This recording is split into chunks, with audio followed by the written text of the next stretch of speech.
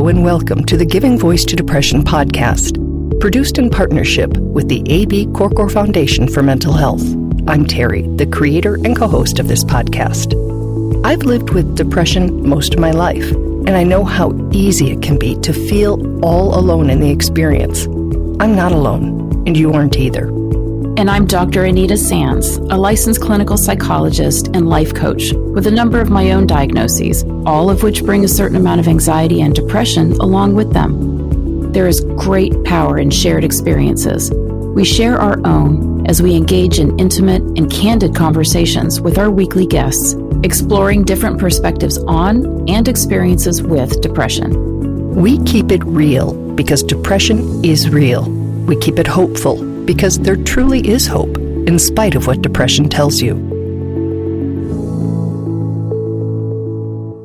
Hello, Anita. Hi, Terry. Today, we continue our conversation with Michelle Yang.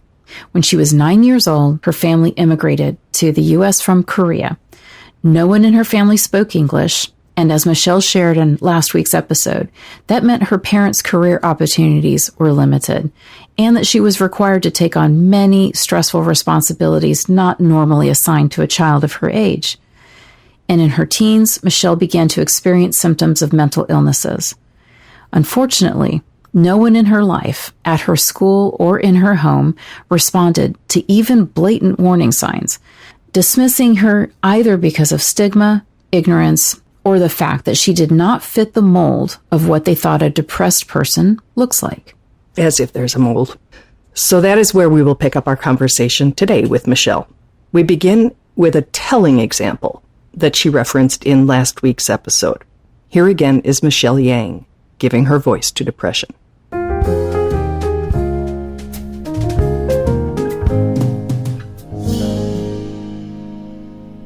If you're thinking that Michelle's cries for help were subtle and easy to miss, the story she's about to share will have you thinking again, like this one. Michelle, a gifted and capable student, was taking an exam in high school. Because of what was going on in her mind and body, instead of doing the required math calculations, she doodled all over the test paper, covering it with what she calls gibberish and pictures, and then she turned it in. Did her teacher show concern? Bring Michelle's out-of-character behavior to the guidance counselor, her parents, or someone else who might be able to help? No. She actually let me retake it. That's the thing. If you're a good student, you can get away with a lot. And while that may have helped Michelle with her grades and plan to earn a full scholarship to a prestigious college, it in no way addressed the problems that would eventually lead to her having to withdraw from that college. And that's what I, in my advocacy work now, try to instill in people. Good grades does not equal good mental health. I think that gets so confused by so many people, where people think if you have good grades, if you're active in extracurricular activities, which I was super involved in everything because I really wanted that scholarship to college to fund my own education. And so I think that's also a lot of added pressure, but I was really involved. And so if you're only using those two as markers of a person's wellness, it's ridiculous, right? You wouldn't say, oh, this person has really good grades and is a really good soccer player, so hence they could never get cancer. And so that's ridiculous, but yet we use that same logic for mental health. So when and how were you diagnosed? So I was diagnosed when I was 20. I went to college on a scholarship, like I said, and my scholarship also paid for study abroad. And I had gone to study abroad in my junior year to China, to Beijing. And it was, I think, a lot of circumstances that came together that resulted in probably my worst episode ever. I felt lonely there. Once I fell into the depression, I don't have to tell you, right? It kind of spirals, and I wasn't leaving my room much anymore, my dorm room, and not even to eat. It was the end of the term. Final exams were looming.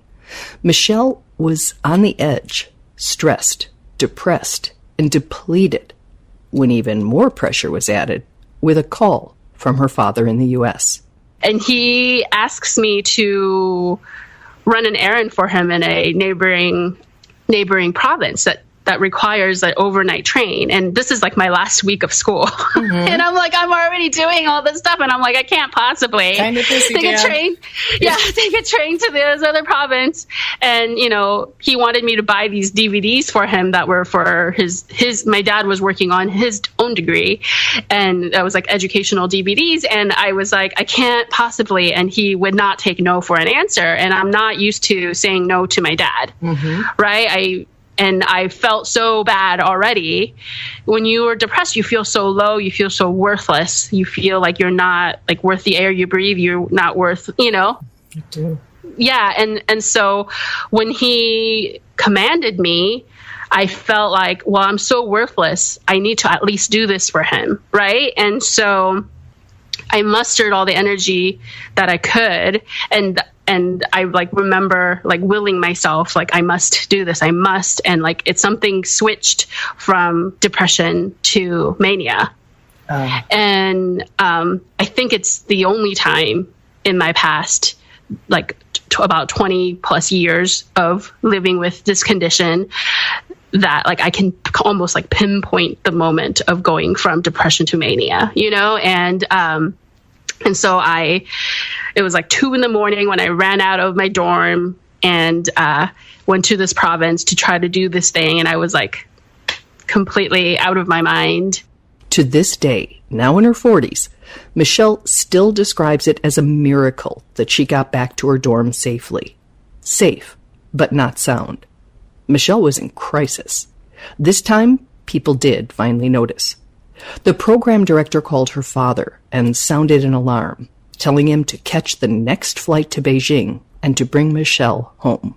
And he showed up 2 days later, and I opened the door, and he just crumpled into my arms, and he was sobbing, because of course, I'm not trying to paint anyone as a villain. He thought I could do this. He demanded this of me, even though I said no, because he thinks that I am capable of doing anything, and he wants, and this was important to him. So he thought it was important enough to push me, but he didn't think that it would push me over the edge, right? Michelle says she was hospitalized with a full psychotic episode. She was later diagnosed with bipolar I disorder, or what used to be called manic depression. According to Johns Hopkins, bipolar I affects about 1% of the population in the U.S. There's often a 5 to 10 year lag between onset of symptoms and correct diagnosis, because patients are often initially diagnosed with and treated for major depressive disorder, only receiving the correct diagnosis after a later manic episode. Michelle could not finish school in that condition. It would take time and several tries to find the right meds before she was stabilized. To this day, she is grateful to her therapist for advising her to take a leave of absence, because she says without that guidance, she would never have even realized that was an option, let alone one that would serve her well in the end. Absolutely, yeah, because honestly, when you're going through it, you just think everything is the end of the world. Right? Yes. Right? And so you just think, oh my gosh, my life is over. It's the end of the world. I've just messed everything up. I can't come back from this. Who can come back from this? Nobody can come back from this. That's the spiral, right? It's my life is over is the spiral. And so for somebody to kind of stop you, shake you, and go it's gonna be okay. You can take a break. And then you can kind of slip back into school when no one really notices, mm-hmm. and that's what happened. I took a break. After that much needed break and care, Michelle was well enough to return to school. She not only finished her degree, but graduated with the highest possible distinction awarded. She continued school and earned a master's degree in business. Michelle worked some high-powered, high-level jobs. She fell in love, married, and started a family. She found her voice and the determination to share the story of her mental health journey in support groups to educate and encourage other people with bipolar disorder. But at work, she didn't tell anyone about her diagnosis and experiences. until she realized that, in her words, she was feeding into the shame cycle. I was in a period of, career growth as well, and really reflecting on what's holding me back, what's holding me back from being confident in the workplace and being the best self that I can be at work. And I realized that it's the cost of keeping my illness a secret, right? Because it kept me at bay with all my colleagues. I never fully trusted them. It was a self-imposed, self-defeating spiral, due to the fear of stigma. I had this fear of rejection, that if they knew I lived with a mental illness, that they would never see me the same way again, that they would not trust me with the projects, that it would limit my career advancement opportunities, or that they would just possibly reject me altogether. In challenging her fear, Michelle is also challenging stigma and all of the misunderstandings it feeds. Our lives are not ruled by our mood swings. Mm-hmm. I think there's this misconception that if you're going to be around a person with bipolar disorder, they're going to be so volatile and they're just completely unpredictable all of the time. And it's that is not the case. Yeah, I try to think of other physical ailments that it would be ridiculous, right? Of a person who is diabetic, who has diabetes, if you think that they're just going to pass out at any moment throughout the day, Right. No, of course they're not. They're on insulin, they're on medication, they're on a special diet. They're doing all these things to manage so that they won't just pass out in a meeting, Mm-hmm. And yet for some reason, for bipolar disorder, they expect this of us. That they expect that there's no delineation. Just this constant roller coaster. Yeah, this constant roller coaster, that there's no treatment that actually works. So I think that's one. And if I can give you another one that Please. Also really irks me. So there are people who, especially my parents' generation, who might live with a mental health condition, who, due to stigma that they grew up with mm-hmm. and denial, that never received treatment, right? And so then the way that they behaved toward their children caused a lot of harm, but not making room for the distinction between people who got diagnosed, got help, got better, versus people who were unable to get help. Or afraid to. Or afraid to. Yeah, their help was in whatever reason inaccessible to them. Having finally accessed help and being determined to break the cycles that denied it for so long, Michelle says she is proud to be herself, her whole self. And she uses a great metaphor to describe what letting it all hang out is like. I realized that it was like sucking in your gut for 20 years, right? Yes, trying to look better. No, I'm actually really skinny. See, I'm just sucking in, which is impossible, right? Yes. That is a really good metaphor. And not comfortable or healthy. No. And so I decided to come out with it. And become a mental health advocate and write. And I realized the cycle needed to end, because by me staying silent, then the only narratives that are out there are the ones of people dying by suicide, because those people can't hide because they're in crisis, and so then that's why there's a singular narrative in society. For us to change that, then people who are doing well need to come out and say, look, I've lived for 20 years with bipolar disorder and I've managed it well. I hold a job and I'm a great mom and I'm a normal person like you, that's what can break down the stigma. Yeah. I'm never been happier, than now that I can finally breathe out and let it all hang. Right? My gut is out. Yeah. It's her authentic selves, yeah. Right? Uh-huh. You're all those amazing things, and you live with bipolar disorder. Exactly. It doesn't define me.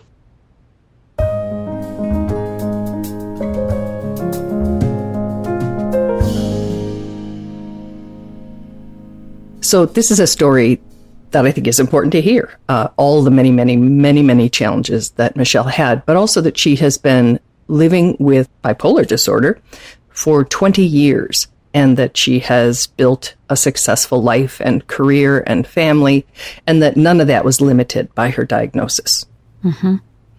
And that she had the courage and felt that it was necessary to come out and let there be a visible example of a person with bipolar disorder who was not showing, signs of active mania in the workplace, let's say.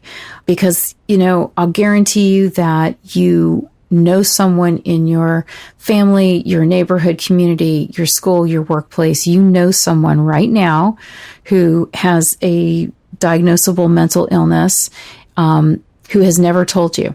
You know many people. If we look at the statistics, many people with a diagnosable mental illness who's never told you, and it's probably not the people who you think, right? And likely because Michelle's a great example.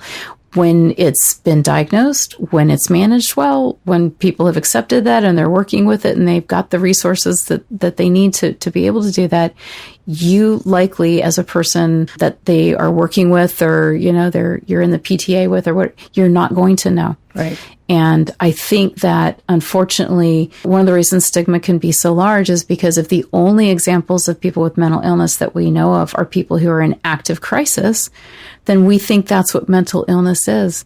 And mental illness is living successfully with depression, with bipolar disorder, with schizophrenia, with anxiety, with panic disorder, with PTSD, with so many different conditions. And just like your friends, your family members, your neighbors, your coworkers are doing, and you don't even know it. Right. That's why I'm so grateful when someone like Michelle becomes a mental health advocate. Yes. Because you would not think the top student in your class and the young woman who earned an MBA and the mother, and she has a great laugh and a great sense of humor, that all of those things, if you were to list what someone with bipolar 1, presents as, probably wouldn't be that list.